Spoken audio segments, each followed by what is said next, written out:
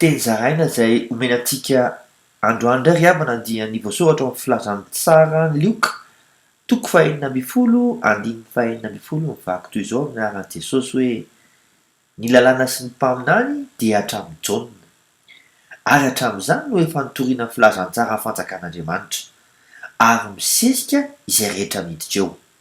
Midika izany ry havana fa ny fitorianany momba ny fanjakan'Andriamanitra dia efa nisy hatramin'izay.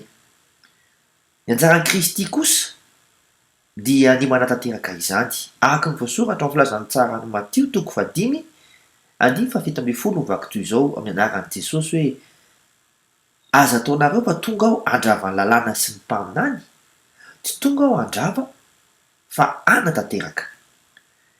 Ny andraikintsika olony kosa dia ny mandrombaka an'izany fanjakan'Andriamanitra izany ary mahakazan-keriny mihitsy araka ny voasoratra amin'ny filazan'ny tsara ny Matio toko 1 andiny 12 mivaky toy izao amin'ny anaran'i Jesosy hoe ary hatramin'ny andron'i Jaona mpanao batisa ka matraka ankehitriny ny fanjakan'ny lanitra dia rombahana ary ny mpandrombaka mankazy ankeriny.